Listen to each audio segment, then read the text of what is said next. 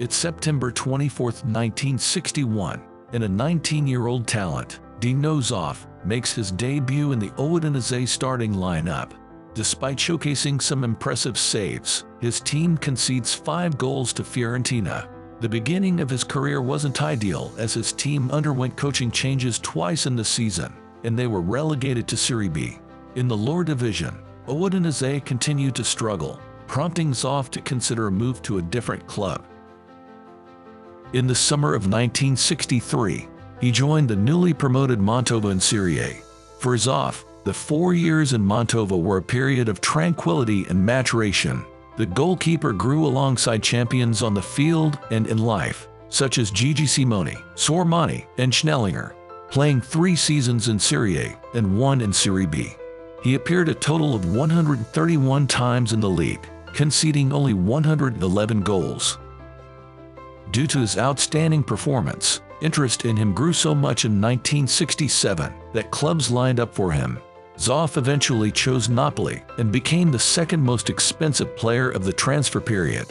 He adapted well to the club change and played in 143 consecutive matches over 5 seasons. In 1971, he set 2 historical club records at Napoli.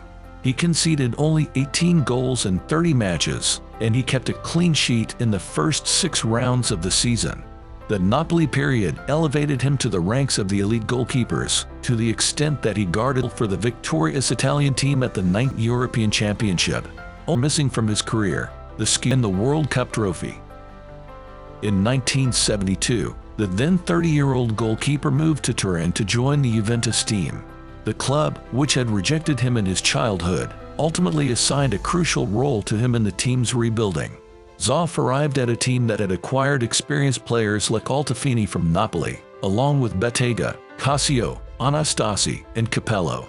Zoff quickly became one of the team's symbols and formed an inseparable partnership with the Juventus team for 11 seasons until the end of his career. In his very first season, he won the Serie A, and over the years, he repeated this success 5 more times.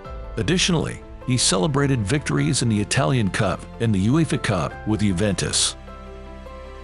During his years with the Turin team, individual accolades were not lacking, but between 1972 and 1974, he confidently guarded the goal for the Italian national team, going without conceding a goal for 1142 minutes, a record that still stands today. Thanks to this outstanding performance, it was not surprising when he achieved the 2nd place behind Johan Cruyff in the 1973 Ballon d'Or voting. Zoff had an incredibly long career, and even in his late 30s, the goalkeeper displayed reflexes that made him unquestionably Italy's #1.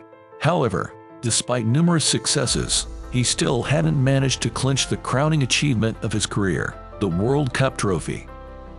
In 1970, although he was close to it as a squad member, the Italians, with goalkeeper Albertosi, lost the final to Brazil 4-1. In 1974, Zoff was already guarding the Italian goal, but they performed miserably and were eliminated in the first round of the tournament. In 1978, the Italians played beautiful football but finished only in 4th place. After the World Cup, Zoff faced criticism for the 2 long-range goals conceded against the Netherlands and the match against Brazil for the 3rd-place playoff. The 1982 Spanish World Cup was Zoff's last chance to claim the trophy. The Italian team, guarded by the 40-year-old goalkeeper, delivered a very weak performance in the group stage.